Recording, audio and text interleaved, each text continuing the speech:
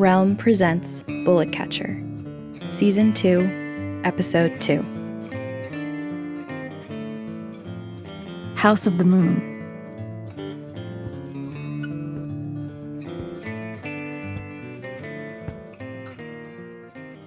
We pass through another series of rooms, each one separated by more curtains that color everything violet, then turquoise, then gold. In each room there are people smoking, or chatting softly, or gambling with dice and cards. Some notice us passing, looking up at us from their daydreams or hand of cards.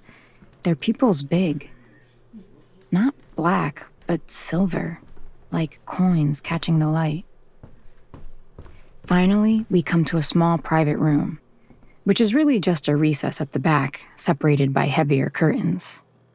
Cass is there, sitting on the bench, hunched over a table, where the glass smoking jar has been pushed aside to make room for the papers she must have been discussing with the man sitting across from her. She stands and smiles when she sees us. "You made it," she says. And then her smile flattens out and she's all business again. "This is Beck." She gestures to the man, who stands at the sound of his name, and extends a hand to Lobo.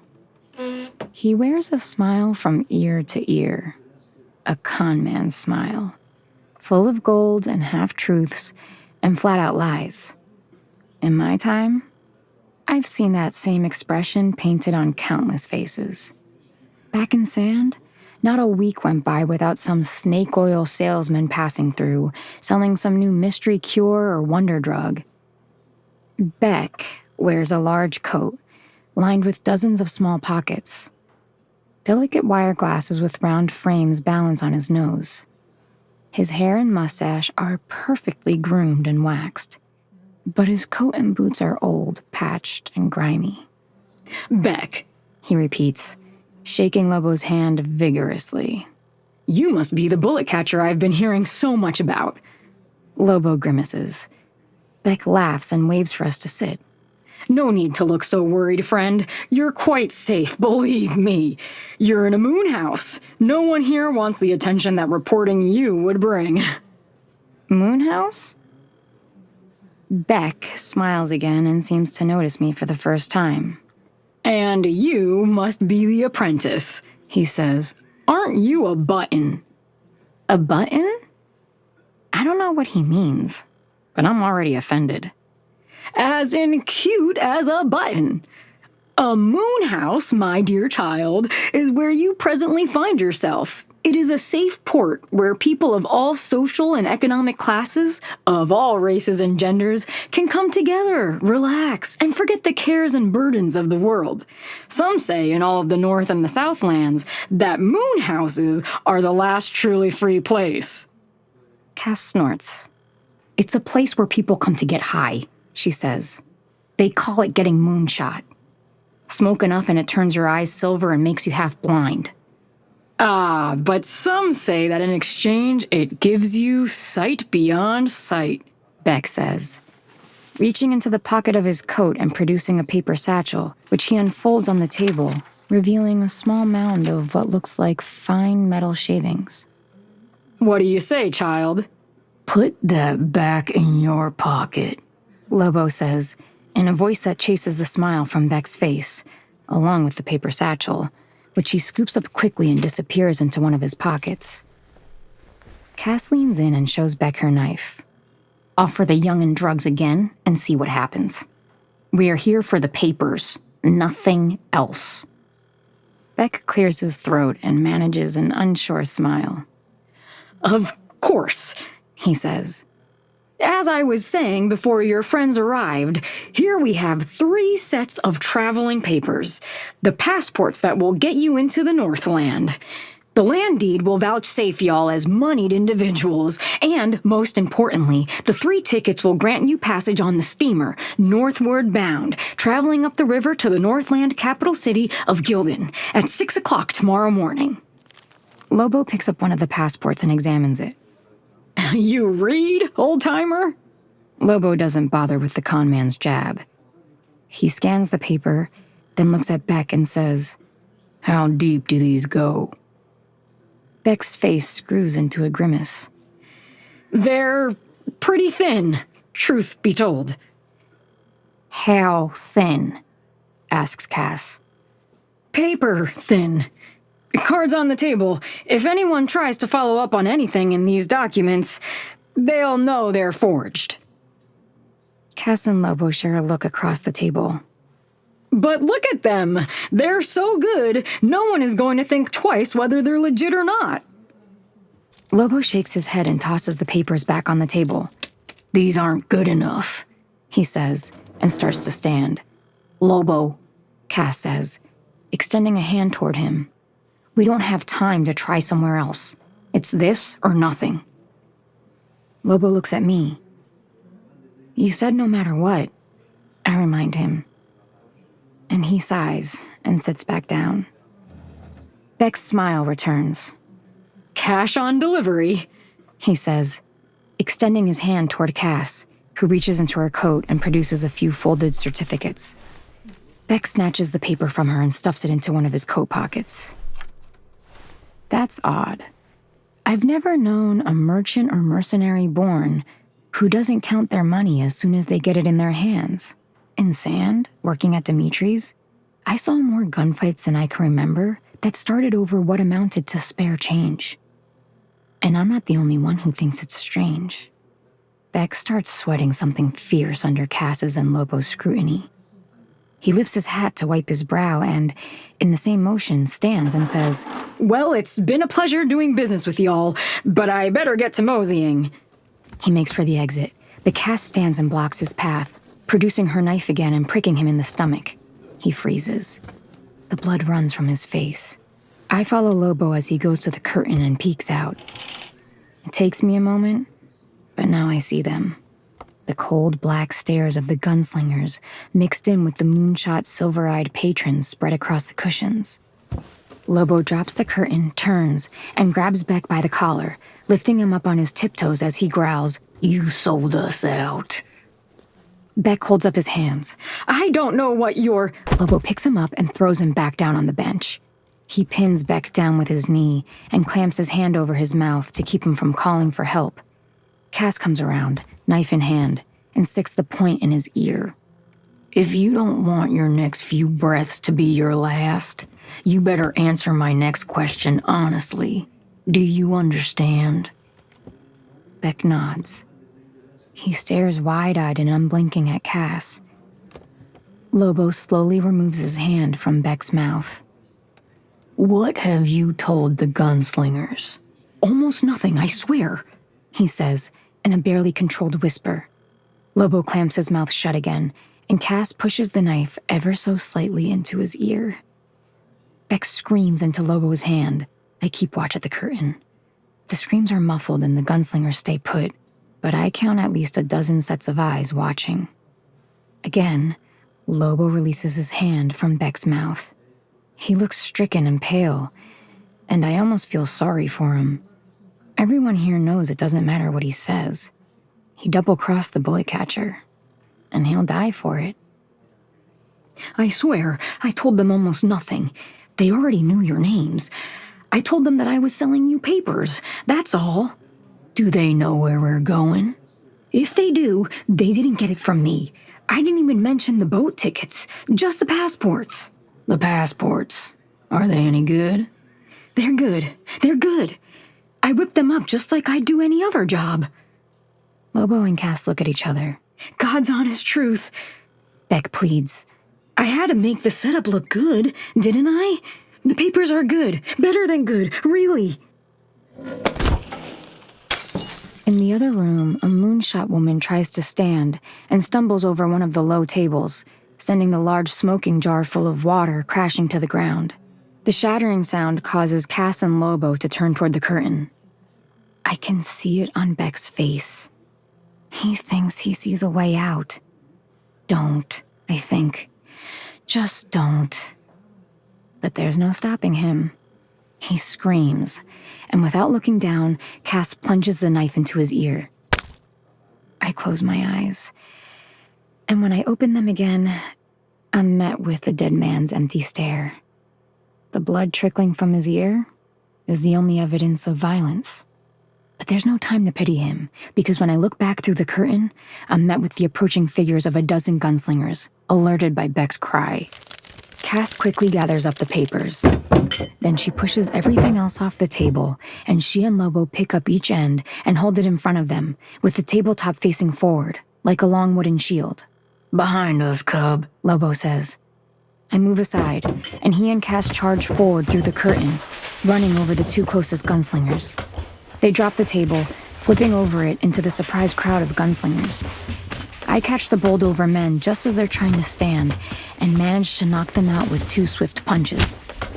I look up in time to see the rest of the gunslingers scrambling for cover behind the tiled pillars lining the big room. One of them notices me, and I'm just able to prop the table up and duck behind it before she gets off a couple shots. The bullets splinter the table, getting low and covering my head. I wait out the barrage under the shower of wood, counting the shots and stealing my courage. The 6th bullet passes by. Even through the commotion of fighting and gunfire, I hear the telltale sound of a revolver flicking open and trembling fingers clumsily pushing bullets into the chamber.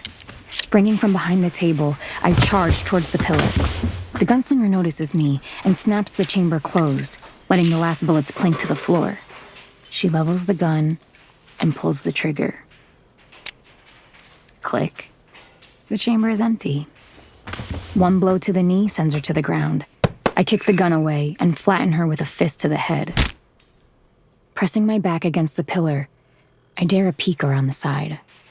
Lobo and Cass stand out in the open, back to back, encircled by the remaining gunslingers. 9 sets of guns are pointed square at them, but for now all is still as both parties size each other up. The tiles around the room are riddled with bullet holes. Moonshot patrons lie strewn about on blood-soaked pillows, and who knows if they're dead or merely sleeping. On the far side of the room, the bartender watches, his head just poking up from behind the bar. The only sound is the clicking of the gunslingers reloading their revolvers, bullet by bullet.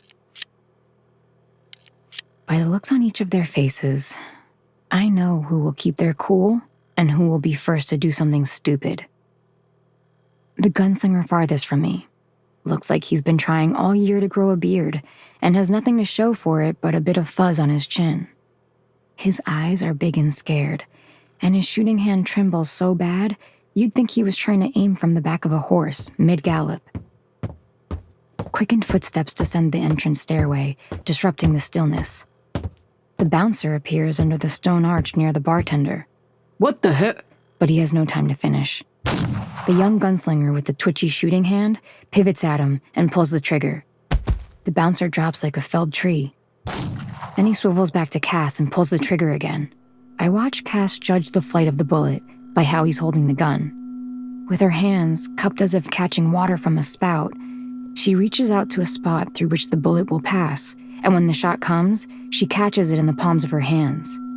She turns, bringing her arms in towards her body, the bullet gaining energy, and then, when she's spun 180 degrees, she extends her arms and lets the bullet fly. The gunslinger never has a chance. He catches his own bullet right between the eyes. It all lasts less than a second. Then the bullets start flying everywhere, smashing tile and glass and bone. I'm the invisible girl again, just like when I was young. I'm unseen, forgotten. I weave through the chaos, swatting away any shots and shrapnel that come near. My heart thumps like a drum. But I feel loose, calm. I charge the nearest gunslinger, who's focused on the tornado that is Cass and Lobo's deflecting blows. I skirt low to the ground, finding a sliver of glass from one of the broken jars on my way. The shard feels warm in my hand. It feels like it's vibrating with energy. And when I'm only a few feet from the unsuspecting gunslinger, I leap and plunge it into his side. He's too surprised to make a sound. He goes down with a heavy thud, silent in the chaos. I stay low behind the body. Only 3 left now. The rest lay still or writhing on the ground. There's a knife, on the dead man's belt, and in one move, I pull it from its sheath and let it fly. It finds a home in the chest of another gunslinger. Lobo drops a third, and now there's only one left. He notices me for the first time, and maybe because he thinks I'm the easier target, or maybe because he's thinking, hell, if I die, I might as well take someone with me. He swings his gun around from Lobo to me and pulls the trigger. But I'm ready. My limbs move automatically, in the way Lobo made me practice too many times to count. I reach out and catch the bullet, cupping it in my hands like it's a small, fierce creature. In my palms, the bullet pulses with frustrated energy. Cass takes out the last shooter with her knife. Looking down, I open my hands and marvel at the piece of metal in my bloody palms. It doesn't even look like a bullet anymore. It holds none of the fear and power it once had.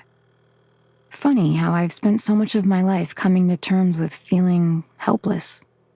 How strange it is to feel so suddenly powerful. "We'll need to suture your palm," Cass says in a quickened voice. She grabs my wrist and pulls me toward the bar, where the bartender cowers and backs away against the wall when we approach. Cass ignores him, grabbing a bottle, biting the cork, and spitting it on the floor. "Open your hand," she says, and when I do, she pours the clear alcohol over my cut, turning the blood rose pink before washing it away. The sting barely registers. Sounds, smells, feeling, all are muted under my sudden sense of strength. I feel 10 feet tall. I feel like all these bullets are nothing but dull stones thrown in frustration by children. I feel invincible. Almost immediately, the wound starts seeping blood. Lobo comes over with a torn strip of cloth and ties it around my hand. "We need to leave," he says. "I have a place," Cass answers. She turns to the barman, takes out her knife, and puts it on the bar.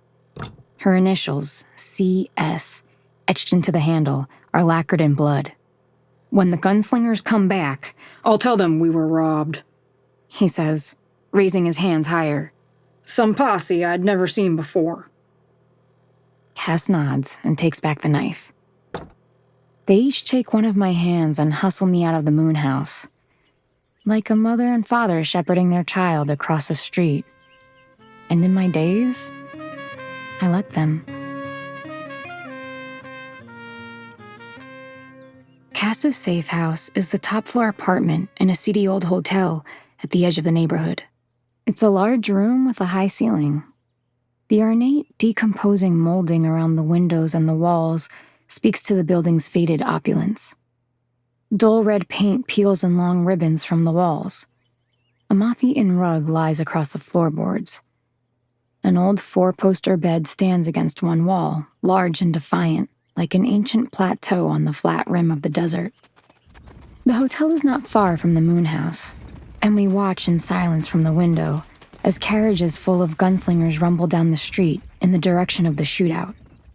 When they pass, a noticeable relief enters the room, and we breathe easier. Cass collapses into a chair near the window and scatters the papers on the table. I fall on the bed, the cracked, water-stained ceiling spinning above me.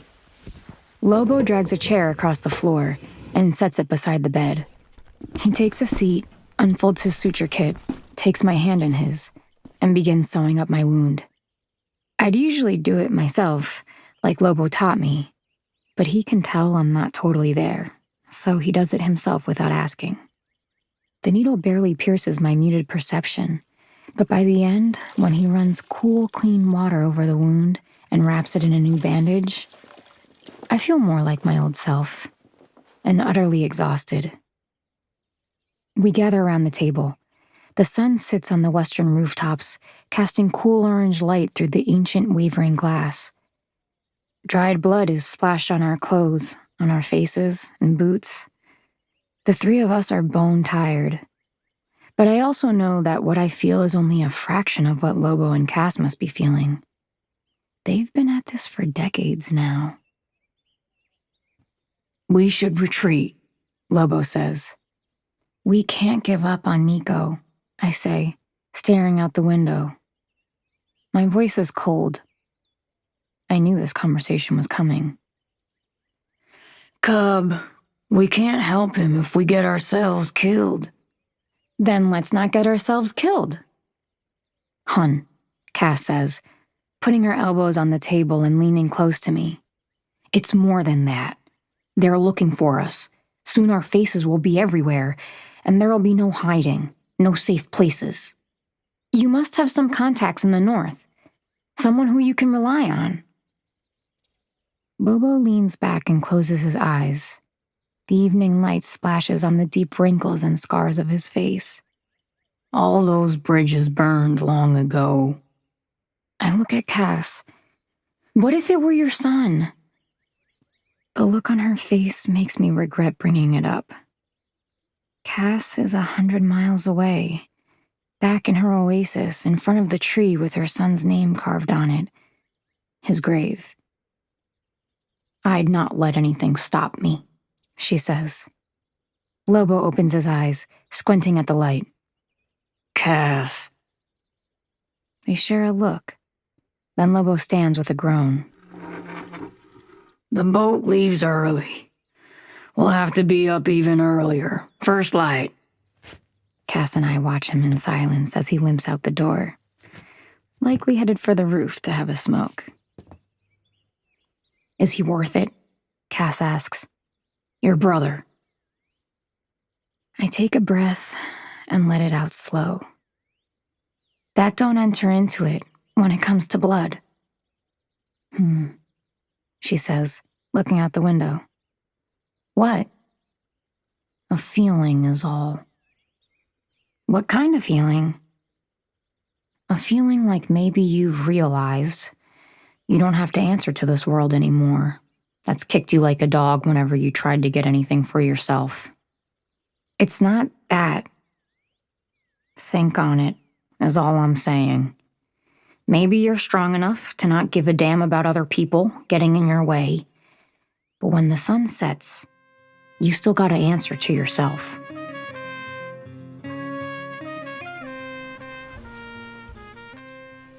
When morning breaks, I sit up, stiff and aching from the day before. Cass and Lobo lay sleeping on the bed. Frost gathers in the corners of the window frame, illuminated by the yellow light of the street lamps below. I gather myself from the floor, sloughing off the blankets. Dragging myself to the bathroom, I sit on the edge of the copper-green clawfoot tub and turn on the tap. There's no hot water. Waiting for it to fill, I catch a glimpse of myself in the cracked mirror over the wash basin. Who is this person staring back at me? Tight muscles under sun-stroked skin and scars. How old is she now? 16? 17? How long does she have left? Cass's words rattle in my head, but I shake them away. There's too much danger in thinking on what she said. Too high a chance she's right. That this is all about revenge on a world I grew up fearing. The tub fills and I shut off the tap. Stripping quickly, I drop myself like a stone into the water. In this place, there's nothing so luxurious as soap. I take a dampened wash rag and rub the dirt and blood from my body. Then I dunk my head below the water and run my fingers through my hair until the patches matted with blood feel clean and unknotted. When I step out, the water is black. And after I unplug the stopper and the water empties, I spend a good few minutes cleaning away the grime for Lobo and Cass. When I step back into the main room, I find that they've woken and are busy preparing things. They've laid out our disguises on the bed. Mine is a frilly yellow dress, complete with a flower pattern and ruffles, with low heels, long white gloves, and a brightly colored hair ribbon to match. I don't know if I can pull this getup off. I haven't worn a dress since the orphanage when it was part of the uniform. Come on, Cass says wearily, picking up a small box. I'll help you with your makeup. My what? She stops at the door to the bathroom and looks back at me. At the very least, we need to cover up the scars. You won't pass as the granddaughter of a wealthy southern landowner, not even a rural one, like that. She makes a circle in the air with her finger, wringing my face in an imaginary lasso. Grumbling, I gather up my clothes and follow her back into the bathroom. An hour later, in the clear morning light, we stand at the bottom of the ramp leading up to the huge steamboat, surrounded by wealthy North and Southlanders, waiting for the crewmen guarding the ramp to stand aside and usher us aboard.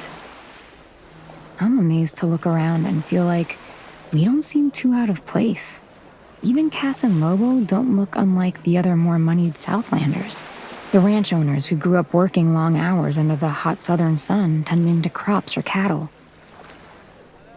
This morning, Cass's work on my makeup seemed so practiced, it made me wonder who she was before she was a bullet catcher, before she was a soldier, before she was a mercenary. The scars lining and dotting my face and arms are invisible, unless someone looks closely. Distractedly, I trace the gap on my left hand where my trigger finger used to be, where Cass has cut off the finger of the glove and sewn it closed. There's a commotion from somewhere in the crowd, and looking up, I spot a few gunslingers combing through the crowd, harassing some of the people waiting to board. Sweat beads on my forehead, despite the coolness of the morning. Maybe the gunslingers' presence is normal. Maybe they're just part of the pre-boarding routine. Or maybe they're looking for us. Lobo elbows me and whispers, "Relax. You look like someone who's on the run." I am, I shoot back through clenched teeth. "No, today you're my granddaughter, and we have more money than we know what to do with, and we're on vacation. So, like I said, relax." I take out the forged papers and read the name printed there. Clarissa Montgomery. I read the name again and again, so I won't forget. I play out a little scene in my head, where I introduce myself and Lobo and Cass to a host of wealthy Northlanders. "Howdy, y'all. I'm Clarissa Montgomery, and this here is my papa, Jose Montgomery, and my gammy, Joan." Clarissa Jose Joan. The hairs on the back of my neck stand on end. That's when I spot the gunslinger weaving through the crowd in our direction. As he passes each person, he stoops to look them in the face and then checks a paper in his hand. No doubt about it. He's looking for us. He inches closer through the crowd until he's nearly on top of us. Lobo and Cass see him too. Lobo's hand is on my shoulder, keeping me grounded. Cass's hand is on her hip, where her knife is hidden. Then, from the deck, a sharp whistle blows, loud enough to draw everyone's attention. "Let them on!" comes a shout. The crowd cheers sleepily, and the man standing at the end of the ramp steps aside. We begin to funnel to the ramp, and when I look up, the gunslinger is gone, lost in the sea of faces. And when we pass the crewman, he glances at our papers and waves us on board without a second thought.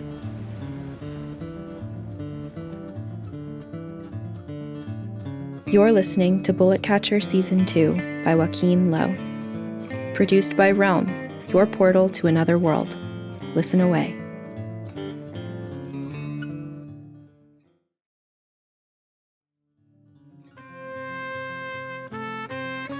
Bullet Catcher is written by Joaquin Lowe, produced by Marco Palmieri, and executive produced by Molly Barton. Performed by Inez del Castillo. Audio produced, directed, and designed by Amanda Rose Smith. Additional editing by Corey Barton. Original theme composed by Hashem Asadolahi, with performances by Justin Morell and Josh Deutsch. Cover art by Christine Barcelona.